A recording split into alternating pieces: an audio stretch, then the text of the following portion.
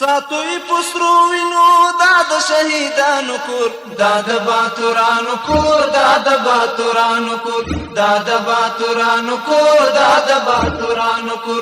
ساتوی پسرو وینو دا د شهیدانو کور، دا د باتورانو کور، دا د باتورانو کور، دا د باتورانو کور، دا د باتورانو کور.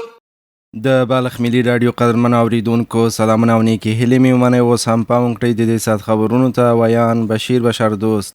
د بلخ ولایت د زندان مسؤلان وایي چې د اسلامي امارت د بریا د کلیزې په مناسبت دغه ولایت د یو شمېر بندیانو د خوشي کېدو لپاره چمتووالی نیولی دی.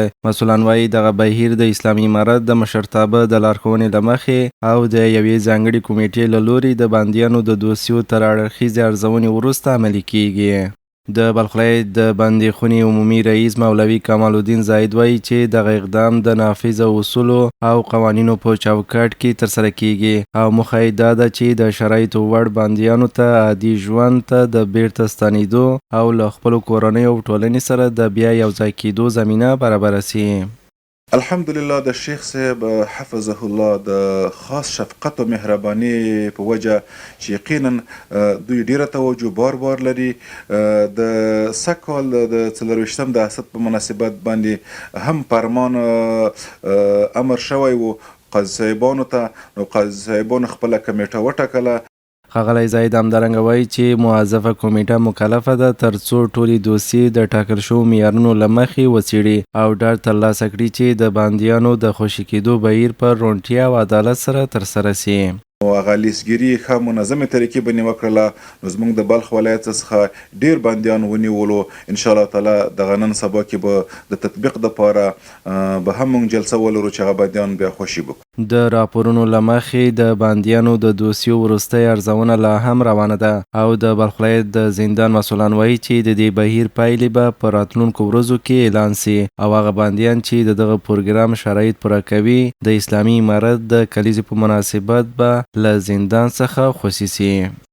د بلخ ولایت د صنعت او سوداګرۍ چارواکي وایي چې د افغانستان د اسلامي امارت د مشرتابه د ځانګړي حکم پر بنسټ د دې ولایت صنعتکارانو ته 100,000 جریبه ځمکه منظور شوې ده. چارواکي همداراز وایي چې د دې پریکړې په عملي کېدو سره به د پانګونې لپاره زمینه برابره، د فابریکو د جوړېدو بهیر چټک او د خلکو لپاره د کار نوي فرصتونه رامنځته سي. همدارنګه به د بلخ ولایت د کورنیو تولیداتو او اقتصادي ودې په پیاوړتیا کې مرسته وکړي.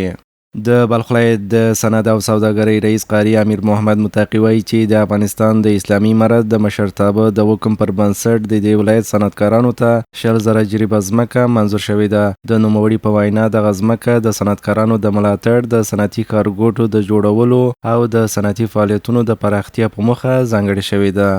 نور په بلخ ولایت کې الحمدلله موږ ویلی سو چې په دې 15 کال کې تقریبا دلته 100,000 جریبه ځمکه د امیر المؤمنین شیخ صاحب د ځانګړي حکم په اساس و صنعتکارانو ته منظور شوې ده چې د ډېرو مراحلو وروسته الحمدلله موږ ویلی سو چې په نوي هفته کې موږ د هغه توزیع شروع او هلته کومو صنعتکارانو دا غوښتنه ده که البته کومو صنعتکارانو چې خپل اسناد د بلخ ولایت څخه مرکز ته دغه ځمکې د اخیستلو دپاره وړي وي هلته یې تعقیب کړي تر څو هغه مراحل د اسنادو وصولي وسي او دوی خپله ځمکه لاسته راوړي. ښاغلی متقي همدارنګه وایي چې په تیرو 15 کلونو کې د بلخ ولایت صنعتکارانو او مراجعینو ته لازمي اسانتیاوې هم برابرې شوې دي تر څو هغوی وکولی سي د جوازونو، صنعتي فعالیتونو د ثبت او نورو اړوندو خدماتي چارې په لا ډېرې اسانۍ سره ترسره کړي.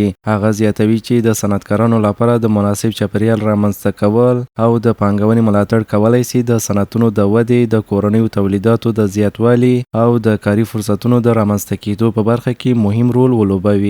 ټول الحمدلله موږ ډاډ ورکوو چې ټولې ستونزې الحمدلله حل سوي دي.